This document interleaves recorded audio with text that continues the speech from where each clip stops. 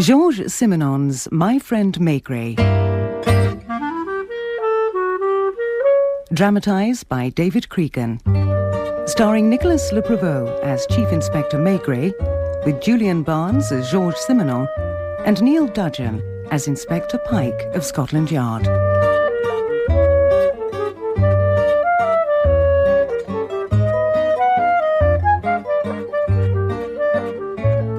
I never wrote that you had methods, Chief Inspector, only that you smoked a pipe. Someone once came to study what he called my methods.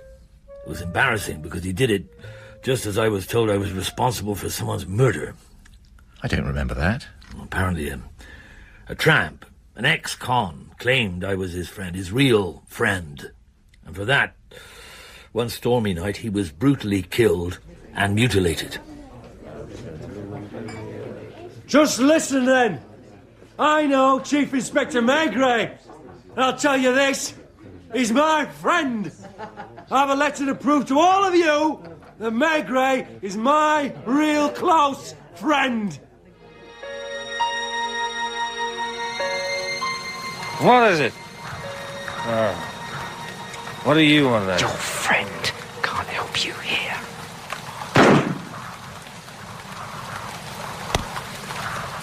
At that very moment, one Inspector Pike of Scotland Yard, a kind of elegant young lizard, had crossed the channel to examine the methods you'd made famous, Monsieur Simenon. Oh, dear. The murder had happened on the Mediterranean island of Porquerolles, in the middle of one of those storms they get down there, a Mistral. I had to go, so I had to take Pike with me. You had a chance to know each other then. In a way. Do you always smoke a pipe, even in a sleeping compartment? It helps me think. I wonder, why have you been writing to this tramp? I haven't. Well, the inspector from here said they'd found a letter from you on the body. That's rather touching. I did write to him, just once, in prison, when I got him sent down 15 years ago. Marcellin, his name was. Marcellin. A Paris pimp. Well, more than a pimp, really. His girlfriend was a whore, and he used to steal the customers' wallets while... Does that happen in England? I believe so. Well, you probe less deeply than we do, of course. Anyway, he confessed, and his girlfriend, the whore, Jeanette, scrawny Jeanette, she was a wasted, tubercular little thing. Something fatherly in me. I arranged for her to go to a mountain clinic in the Savoie as a cure, and wrote to the pimp, Marcellin, to tell him what I'd done. I suppose he kept the letter as a kind of bond. Apparently, he settled on this island of Porquerolles when he got out of jail. And that was that. Are you lighting another pipe? Oh. It's well known as part of my method.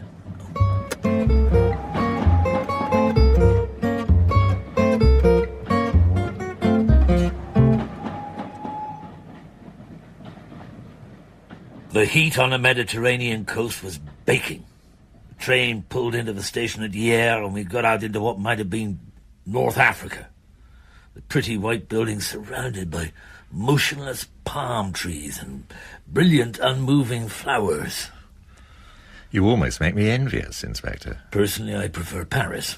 You could have sunbathed. I only had my working suit with me, so I sweated like a pig. But Pike was somehow dressed in linen and a straw hat, as if he was going to the plage. What incredible beauty. And so still. I usually spend my holidays in Scotland. Oh, there's Le Chat, the neat little man with the red hair. Local inspector, a beaver for work. Le Chat! Chief! Chief! Oh, what a relief to hand over to you. Now, I've got a fishing boat to take us to the island where everyone is anxious that you should come as soon as possible, especially me. This is Inspector Pike from Scotland Yard, Le Chat, here to learn how the French catch their villains. Oh, very honoured. Is that the island out there? Yes, it is. I have to say, profoundly moving. It was. The sky was a painter's blue, and Where it met the horizon, Porquerolles stretched like a rainbow, bright green hills and red and yellow rocks, vibrating gently in the heat haze. Our little boat seemed like a toy as it potted across towards it. Maigret, I believe you're a romantic. It was just very pretty, Simon. I didn't show you the body, Chief. It was brought to the mainland and will be buried tomorrow. This heat things tend to... Oh, quite. Marcellin was shot in the head several times and his face was smashed in. He's not a pleasant sight. I imagine not. The boat pulled into the island's tiny harbour, which opened out onto a vast square gently sloping up behind it. This square was enclosed by eucalyptus trees and coloured houses and was it mimosa, bright yellow in the sun? In one corner of this shining marble pavement was a little yellow church. I never went in, of course, but its clock measured out the empty hours. That's more than pretty. Call it seductive. There were several cafes in among the trees, but at the top there was a hotel restaurant whose terrace was broader and more sheltered than the others. This was the Arche de Noé, where it seems Marcellin and most of the local inhabitants used to drink in the evening. And there came down from it a wondrous smell of cooking and white wine. To one side of the magnificent square, on a high promontory above the houses, was a little hut where Marcellin's body had been found. It was a shame to spoil arriving on the island with this reminder of one's job. As we tied up by the town jetty beside a number of private yachts, it was so hot I couldn't think. And so I didn't remember the tall, barefoot man who took our luggage and wheeled it in a barrow up the square to the Arche de Noé. His name's Charlot. Petty criminal like almost everyone on Porquerolles. He knows you too. Oh? It must have been strange to land in a paradise so full of serpents. And silent. People gathered to watch as we walked up that broad, baking space, and they said nothing. You were a celebrity, of course. Thanks to me. And thanks to my own, shall we call it skill? Of course. By the entry to the Arche de Noé stood the owner, who welcomed us and called his little waitress, Jojo, to get us wine. A lovely young lady, Chief. Very, as it were, rounded. I had noticed Le Chap, but kept it to myself. Yeah, I could have booked you into the Grand Hotel, but this is where Marcellin boasted that he knew you. Your wine, Monsieur Maigret. Thank you, Jojo. A glass for you, Mr. Pike. Not before lunch. Didn't Mr. Pike enjoy the ambience? He certainly loved the sea. He was down to the harbour and into it in what the English call a trice, having borrowed some bathing trunks.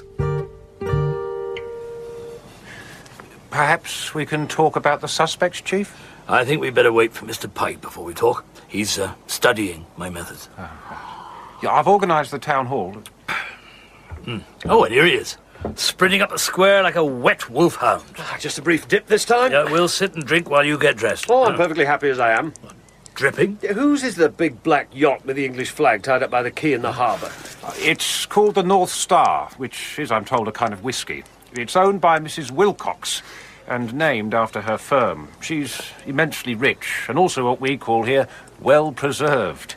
She lives on board with her secretary, a young man called Philip de Moricourt. How very French. Don't jump to conclusions, Mr. Pike. And there's another English person on the island. He lives in that house with the minaret. Major Bellum, or simply the Major. Drinks a lot? Yes. Indian Army. Oh. Well, you'll see him here tonight at the Arch. You'll see everyone here, including Mrs. Wilcox and her secretary. Were they all here when Marcellin talked? They all come every night. Monsieur Emile will probably be there. He knows you too. Does everyone know me? No, but Monsieur Emile... I don't know how to quite put this in front of... He lives with his mother, old Justine, who is one of the most widely known women on the Riviera. She's the proprietor of the Fleur at Marseille, the Sirène at Nice, 2 or 3 houses at Toulon, Béziers, Avignon. Oh, yes. Yes, I remember. Houses? Of relaxation. Oh, I see. Justine is 79 years old and Emile, her son, is 65. Good heavens, that means she was only 40. They live very quietly. Don't mix much. Look, see, that's Monsieur Emile in the garden of his house. The one set back a little by the church. He's wearing a white suit and a topi. It looks like a white mouse. I did meet him once. Are there any respectable people on the island? Yeah, young Jojo, they say. I'm just pointing out the people who were in the arch on the night Marcellin boasted the Chief Inspector was his friend. You don't take notes, Chief Inspector. I'm listening, Mr. Pike. We passed his boat on the way in. A mess like he was. People fed him and he fished a bit when he took the tourists out in the summer. When he did odd jobs, he was paid in wine. No one knew where he came from. Le Havre. Really? He sounded more of a southerner. No, he wasn't. Where did you find a letter? In the boat, together with a photo of a woman. Jeanette. I've explained to Mr. Pike. Well, don't you want to see it? No. The man was driving me mad in his dripping trunks. Poor Maigret. You never liked the seaside. I tried to be the proper detective and ask questions. There's a green yacht with the little tent for a cabin tied up beside the North Star, if I'm not mistaken. Yes, it's owned by a man and woman who are new here. They just turned up one morning in the autumn and stayed. He's 24, a Dutch painter called de Graef, and his girlfriend is called Anna. She's also frequently half naked. And, sorry, Mr. Pike, sometimes more than half. When night falls, you can see them both bathing at the end of the jetty without a stitch of clothing. You can vouch for that, Le Chat? Well, it's hearsay. It's also said that the rich Mrs. Wilcox does the same thing round her yacht. What? I think you should get dressed before we have lunch.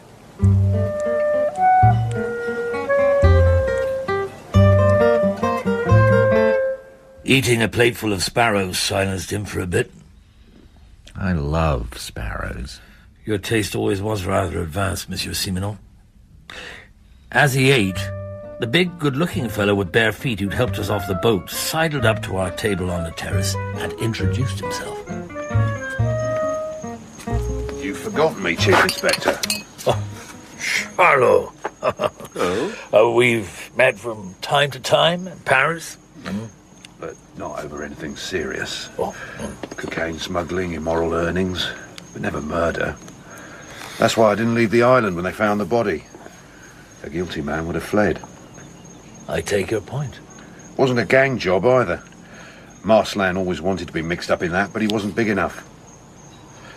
I have a girlfriend coming this weekend, so we'll meet again. And if you finish, the town hall will be free, so you can start interviewing. Oh, good.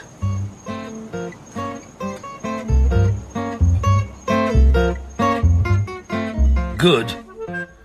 Le Chat rushed round collecting suspects like a sheepdog. All I wanted to do was sit and listen to the locals. But instead, we sat in the musty town hall, Pike in one corner watching me, trying to be an inquisitor. You're too sensitive sometimes.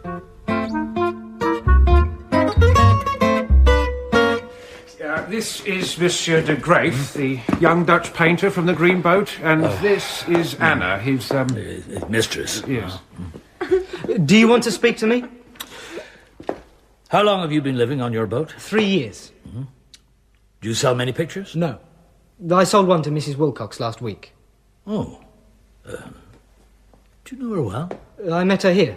She's fantastic. How? She just is. Actually, I might have met her in Montparnasse.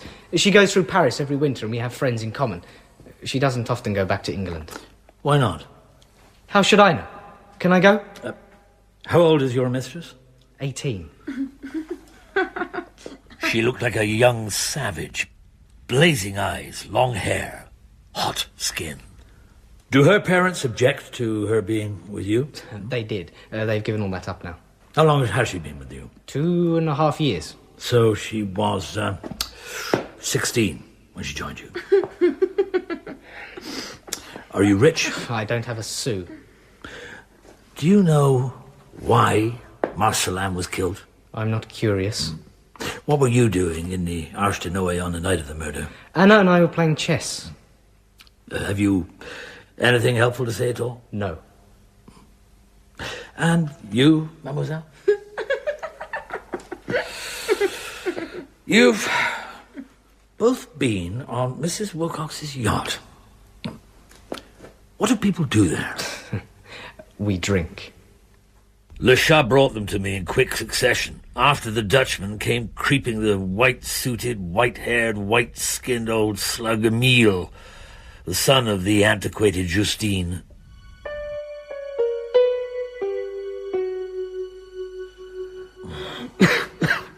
Your pipe smoke makes me breathless. How well did you know Marcellin, monsieur? My mother and I have known him since Jeanette's been working for us. Jeanette? You mean she's still on the game? She must be 45, 50. She manages the Sereine in Nice. It's a high-class establishment. You probably know it. Was it because of her that Marcellin came south? She sometimes sent him money, but... Your pipe smoke... Is she in Nice at this moment? Oh, no. She rang us from Hier this morning. She's seeing to Marcellin's funeral tomorrow. She said she'd heard you were here and is crossing by the 5 o'clock ferry to speak to you. She'll stay the night. The pipe smoke, the mimosa... Does she often come here? A window inspector. Does she stay with you? No. Was she in the Arche when Marcellin bragged about me? Of course not. Were you? I only went for my tisane. If I could just get some fresh air. Give my love to your illustrious mother. He crawled out, sucking a eucalyptus pill.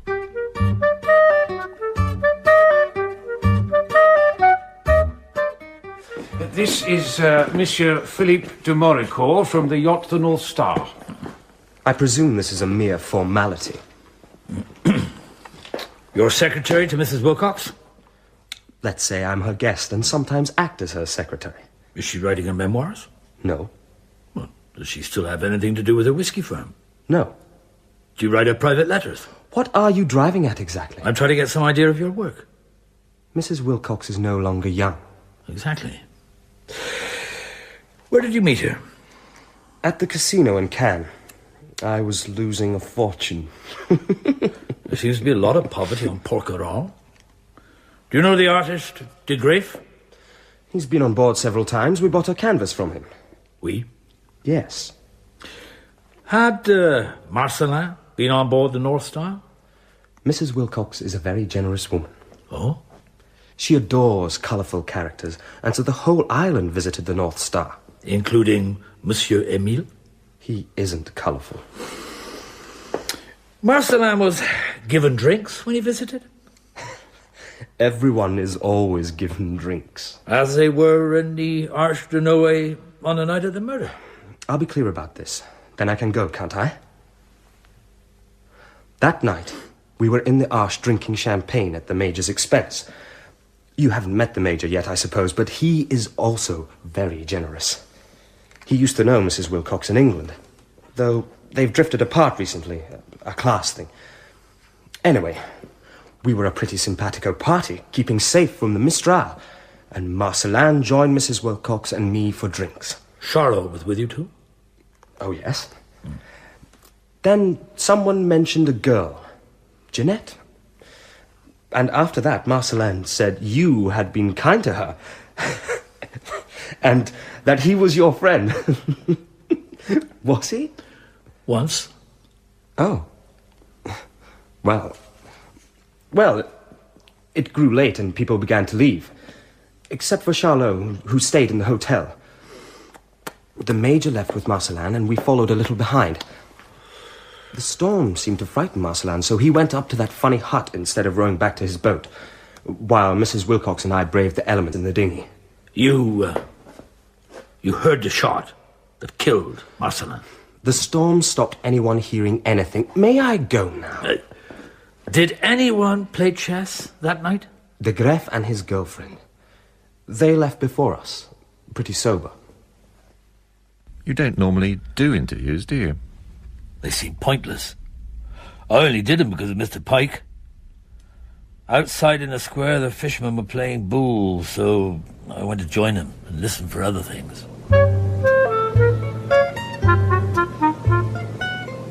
5 o'clock. There's the ferry boat coming with the mail, and just one woman standing in the bows. Jeanette. The little waif who made you feel fatherly. It was a profound disappointment. The woman in the bows grew clearer and clearer, and she had Jeanette's features, but she was now fat, respectable, all silk, all makeup, and no doubt heavily scented. You too had been slim, once. She had to be helped down the gangplank, and she got to the hotel rather out of breath. Jeanette! Well, I never. I thought you might want to speak to me, Chief Inspector, considering the way poor Marcellin was murdered. Oh, who's this elegant gentleman? An English colleague, Inspector Pike. Well, I'd like to speak privately in my room, if I may. Oh. I'm quite safe these days. Mr. Pike? Please? I need to buy some espadrilles. She barely fitted into the narrow staircase, let alone the tiny room under the rafters by the bathroom. Oh, my feet. Let some air in through the skylight, there's a dear. Oh.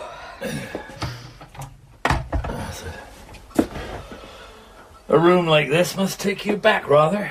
You're disappointed that I'm back at work. Thanks to you, I spent 5 of the happiest years of my life in that mountain sanatorium. There was a doctor, kind like you. But when I was better, I had to work at what I knew. I'd met Justine before. Why did you come here today? I went to Hyères to arrange for Marcellin's funeral. Were you still in love with him? In the mountains, I met another kind of person. The doctor helped me to understand so much. And Marcellin was different here.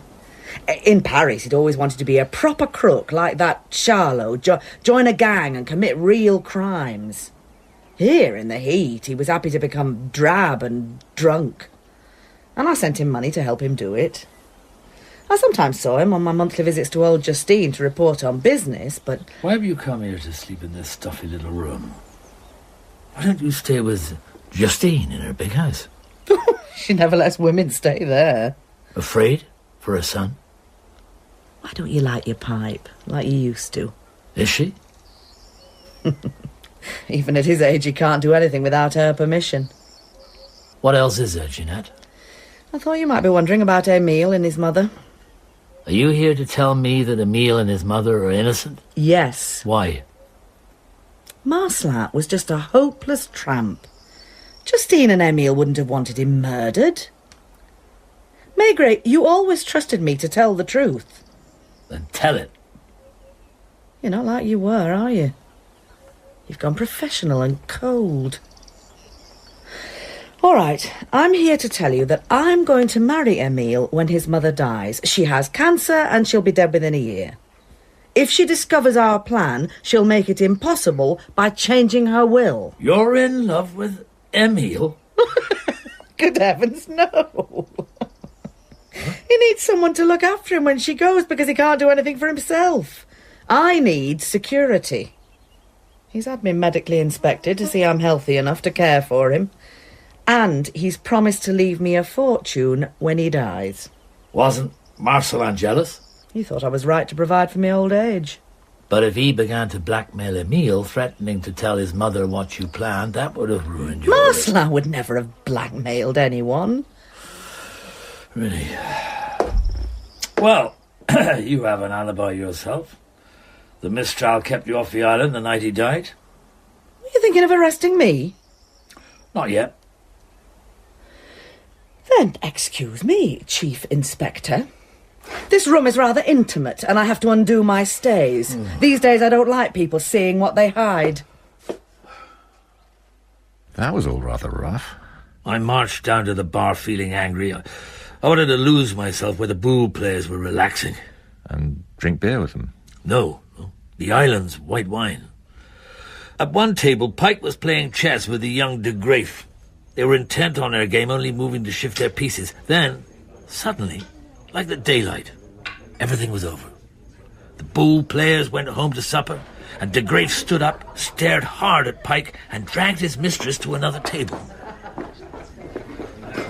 You beat him? Let's go out in the dark.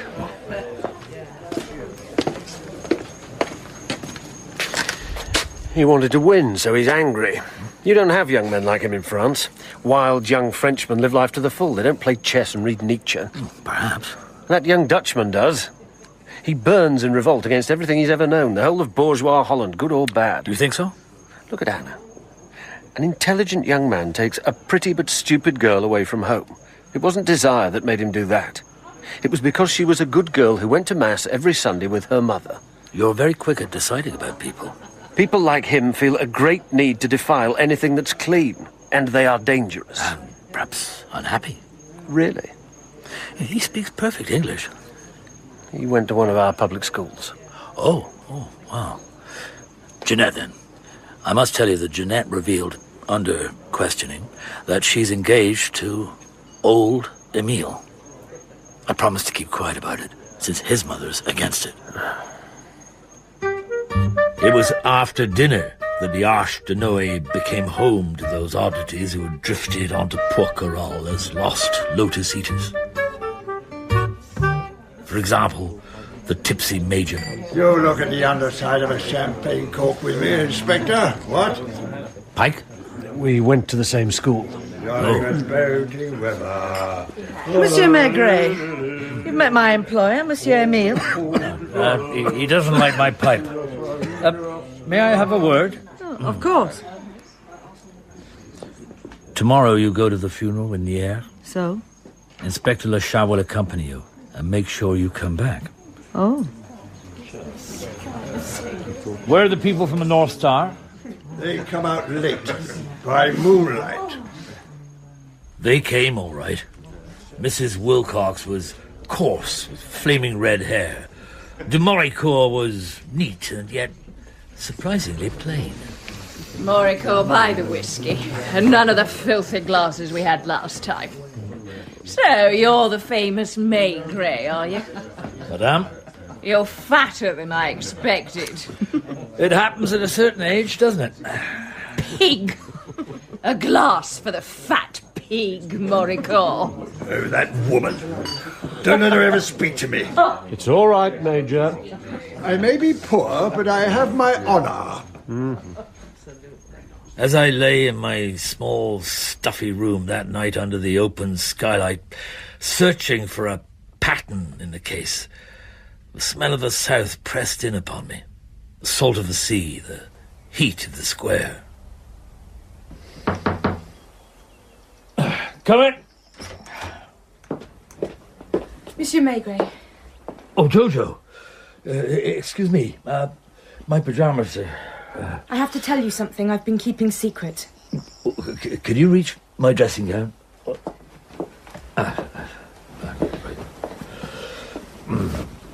Marcellin spoke to me 2 days before his death. I was polishing the bar counter when he tottered in, drunk, and told me that if he wanted, he could have a pile a metre high. A pile of what? Well, banknotes, of course. Did he say any more? Only... But what would I do with it? It's so nice doing nothing. Did he ever visit Jeanette's room when she visited? Certainly not. Or any other woman? My cousin Nina, who can't help doing it with anyone. That's all. Well, thank you, Jojo. I knew there was something Jeanette hadn't told me. If Marcellin could have a pile of notes, she probably knew about that.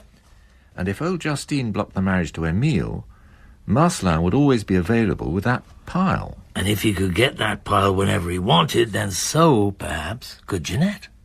Especially if Marcellin was dead. Exactly. We sound just like your books, Monsieur Simenon. So, thinking all these thoughts, I fell asleep and woke up nearly too late to see the morning ferry take Jeanette to the funeral. Le Chat! Le Chat! Is she coming? Oh, good heavens, you're in pyjamas, Chief Inspector. Le Chat, don't leave her side. Watch everything that happens. See who she speaks to, who slips her a letter, a package. I thought I'd missed it. Are you getting dressed, Monsieur Maigret? In a minute. Have a nice funeral, and I'll see you this evening. Goodbye.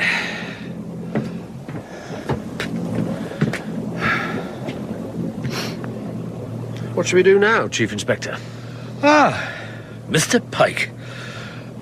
Not only in espadrilles, but a stripy fisherman's jersey, too. It wasn't until lunchtime on the terrace of the Arche de Noé that I suddenly realized what I'd missed. Everyone had gathered for the ferry. Their routine never changed. Charlot's girlfriend had arrived, and Pike was chattering about his friend the Major and how he couldn't afford polo anymore, when suddenly... Look, Emile. What's he doing crawling across the square at lunchtime? He's collecting his mail. The post office is down there, tucked away around the corner, and the captain of the ferry takes the letters as soon as he arrives. The post office? God, I never thought of that. That's where Le Chat called us from during a storm.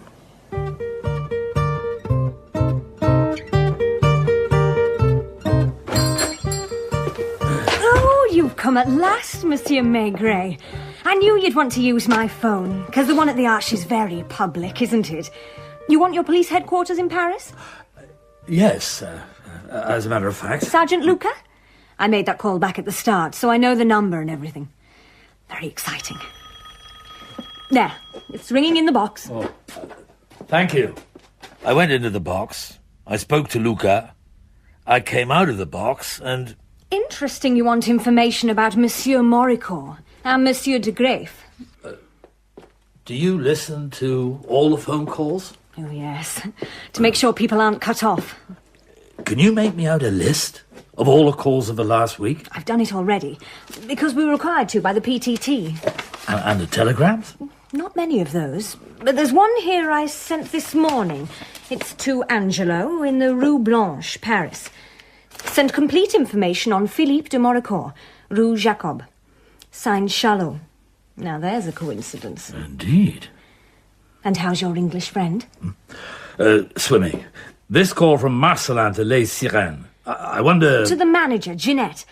He said it's not about money. I could have as much as I like. She said you've been drinking. And he said, is there a big Larousse encyclopedia in the house?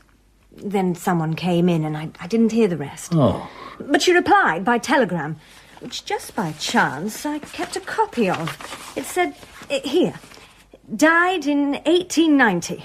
Marcellin read it 3 times and went out whistling. And what did Charlot say to his girlfriend yesterday? He said, hello, baby. I'm staying here for a bit of fun, so come and join me. I expect he's having the fun now at the hotel. Oh, you're very helpful. I'll wait outside on the bench for my call from Paris.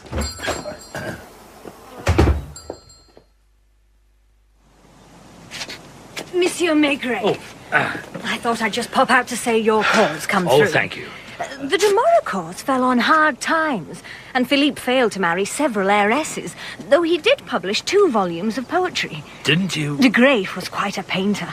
Could have been really good, but as he wasn't selling, he burnt all his canvases and left Paris on his boat. You didn't think to call me too? And the girl's the daughter of a shipping magnate. Such a nice voice, your sergeant. Oh, look, the ferry's coming in. It must be 5 o'clock.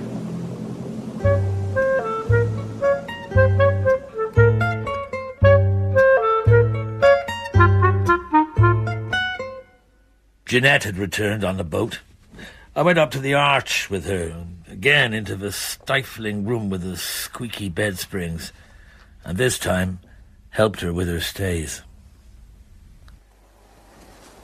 You lied to me about a phone call and a telegram. Turn round. Smoke your pipe. You didn't mention the Larousse to anyone? Charlot?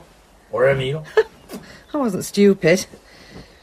You wanted to step into Marcellin's shoes and collect a big pile of money. You're very calculating. Oh, people always say that about women when they try to provide for the future. Suppose Emile's old mother stops our marriage, I'll have to go on managing a brothel. So, if Marcellin's tip was a good one... I could retire to the country and keep chickens. The truth is, poor Marcellin, he said he'd accidentally discovered an extraordinary thing. He wanted to know when a certain painter, Vincent van Gogh, had died. The encyclopedia said 1890. He was amazed. When he rang, he'd never heard of Vincent van Gogh, let alone that he was dead. Now it's all too late, and he's dead too. And I don't know why, and I must marry that mouldy cheese after all.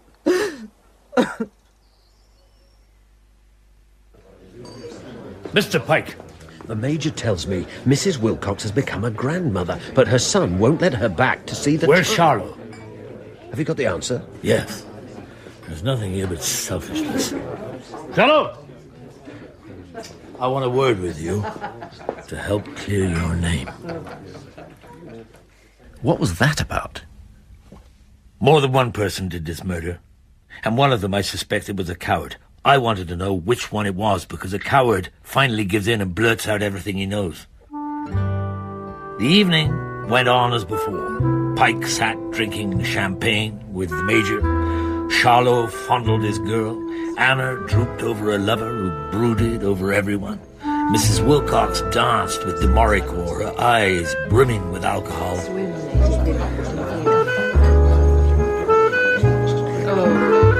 And the others were there too, Émile, Ginette. At a certain moment I winked at Charlot, who got up and turned off the music. Monsieur de Maricourt, I don't like the way you look at me. I'm not looking at you. Oh, so you're too grand to look at me. Philippe, come away. Don't move, Lechan, nor you, Pike. What would you say if I pushed your face in? Like this? But surely... Stay still. Someone throw this hooligan out! Look, he's standing doing nothing. Tears in his eyes. We'll let him go and have a boarding party in the dawn, Mr. Pike.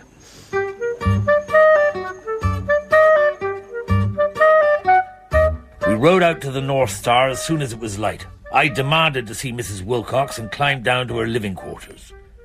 De Maricourt and she were both in pyjamas, and there were bedclothes and empty beer bottles everywhere. Philippe, go and dress. I'll handle the inspector. Oh, don't handle me, madam. Just tell me about Mr. de Graef. He's very talented. I've bought several canvases from him for my villa in Fiesole. You bought a lot of things. Well, there's solace in beauty, don't you think? Did you meet de Graef in Paris? No, here. And Marcellin often visited with him? My boat is open house. He talked a lot about me on the night that he died. He said you were his friend, and he could prove it. When you left the Arche de Noé, was Marcellin with you? He left us at our dinghy because of the Mistral.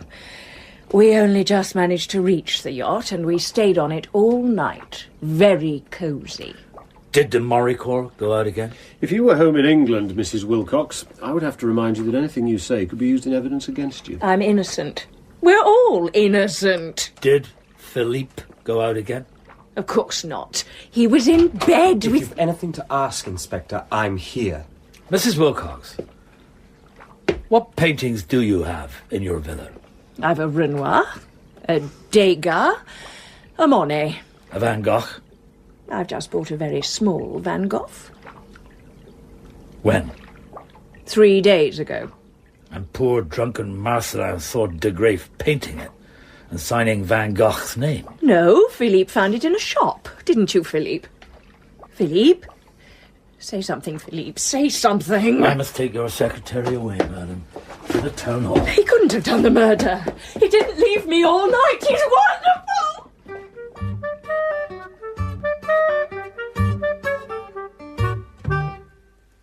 I suppose you realize you're a little rat. A rat who's afraid all the time and will eventually tell us everything when we hand you over to my friends on the coast who are strong and heavy.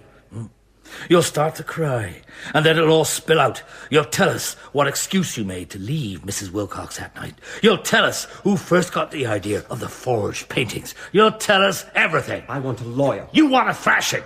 You had one last evening, and I'll be glad to give you another, and another, and another, until your beautiful white trousers were filthy with your fear. Marcellin stumbled on one of de Graeff's paintings, signed Vincent, didn't he? Then he said I was his friend. So you got frightened. One of you shot him. Not only shot him, but smashed his face in to show you weren't afraid of being vicious. You prey especially on the weak and helpless, de Maricourt, like a spoilt child, murdering like a spoilt child if you can't get what you want. Above all, you're frightened of the world of adults. Here's the Dutchman, Chief Inspector. Am I under arrest? You are. And you're pleased. There'll be a splendid trial, and your pictures will at last reach a prominence you've always wanted. How proud you will be of the way you fooled the world with your forgeries, except you only fooled a sex-starved, lonely old grandmother whose family don't want to speak to her. And just remember, it was a half-drunk tramp who'd never heard of Van Gogh who brought you down and will cause one of you to lose his head under the guillotine. I wish it were both of you.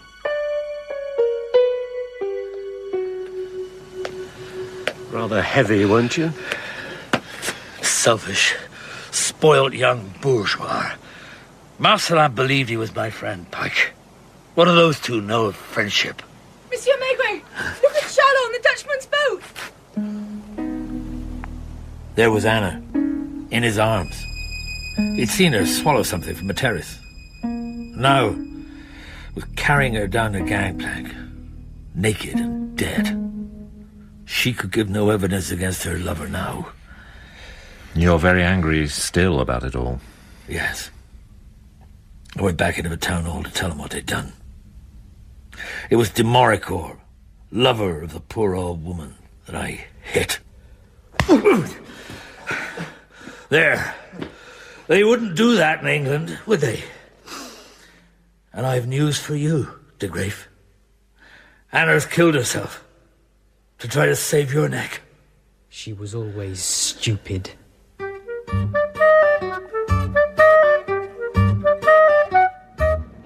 We left on the midday ferry. I've never missed the island. Even though it was seductive. Did you say something, Chief Inspector? Yes. I'm going to smoke a pipe.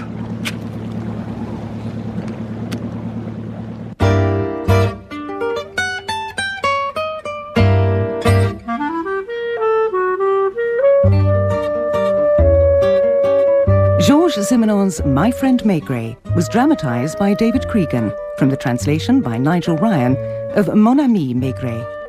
Nicolas Le Prevost was Chief Inspector Maigret and Julian Barnes, Georges Simenon. Inspector Pike was played by Neil Dudgeon and Le Chat by Jonathan Keeble. Mrs. Wilcox was played by Gilly Bond and Jeanette by Maggie McCarthy. De Graeff, Richard Firth. De Maricourt, Simon Donaldson, and the postmistress, Carla Simpson. Marcellin and Monsieur Emile were played by Ewan Bailey. Jojo and Anna by Emma Williams. Charlot by Martin Hyder, and the Major by Bunny Reed. The music was by Lucinda Mason Brown. The director was Ned Shire.